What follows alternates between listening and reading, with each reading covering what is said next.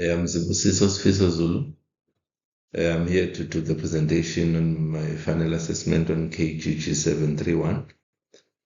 We'll start by looking at the definition of the well-being. So I'll be doing an ecological model for well-being at TVET College.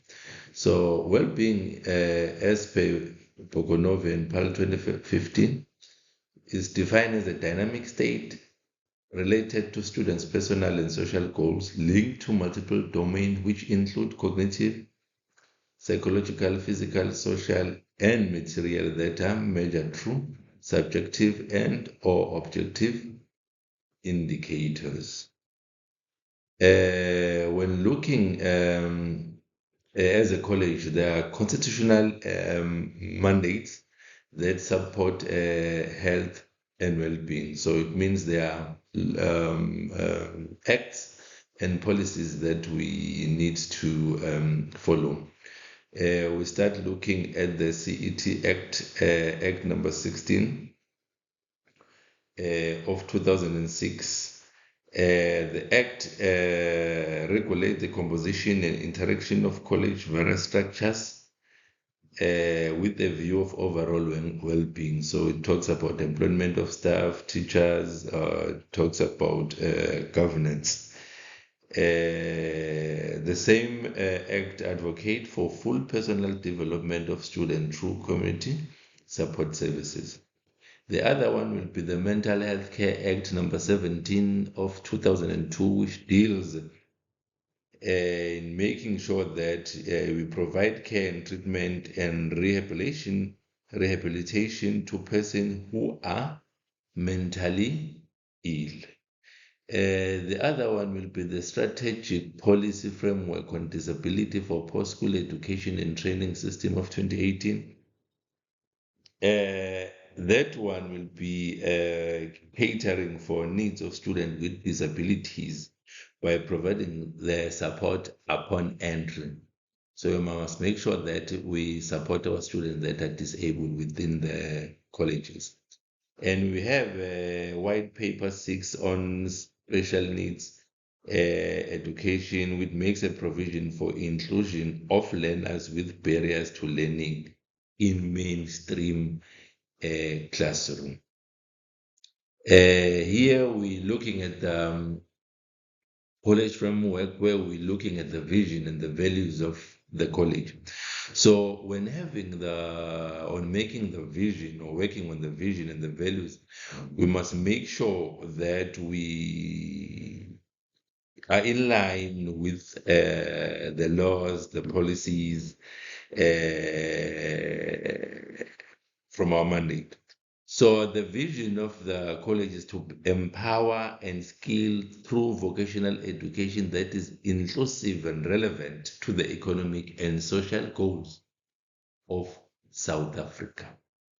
The values will need to be committed, responsiveness, whereby we respond, we consult, we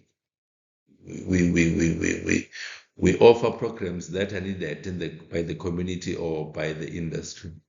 Accountability, we are being accountable for what we are doing. There's teamwork. We make sure that we work together in achieving our goals. And there is also effective communication, which is also very, very important. When looking at the key pathways of developing an education, wide focus on well-being at the college. To promote good mental health and well-being of students and staff at the college, management at all levels needs to play its part through policy directives and budget allocation in identifying those programs that will provide academic and life coping mechanism through positive contribution. To enable well-being at the college, we include 12 key pathways as they are essential in determining the college context and contribution within the college community. So on the next slide, we are having those 12 key pathways, which will be expert school leadership. Expert school leadership, we're making sure that there is a clear guidance and direction by educational leaders, and educational leaders commit to the promotion of student and staff well-being. And number two, we're having strategic visioning, where we make sure that we need to make sure the student and staff well-being is clearly evidenced in educational policy documents and programs.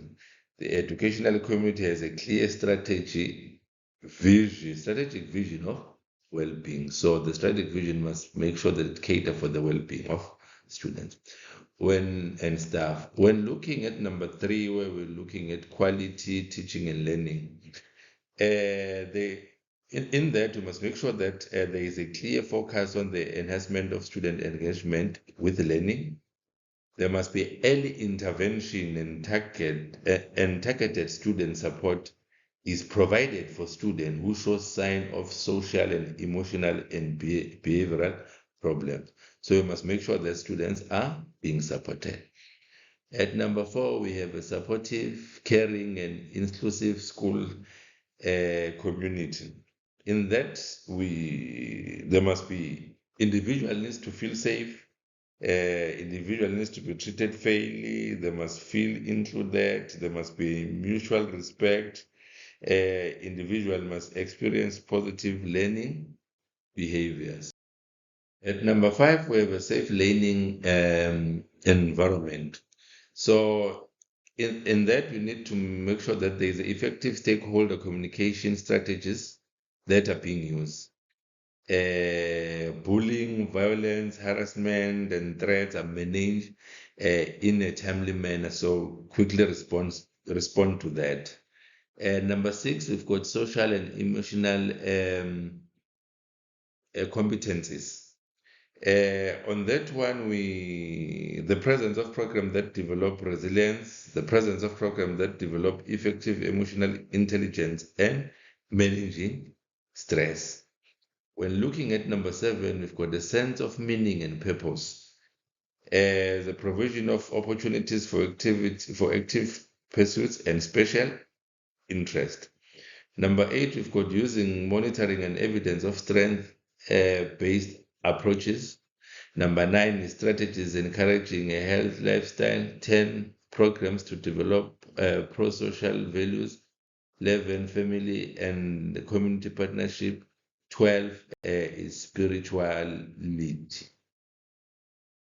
We have this ecological theory of development model, which is used in education, psychology, and social work to understand how external factors influence children's learning behavior and well-being. It emphasizes that to support healthy development and intervention must consider not just child, but a broader system that they live in. So because the where they live is having an effect.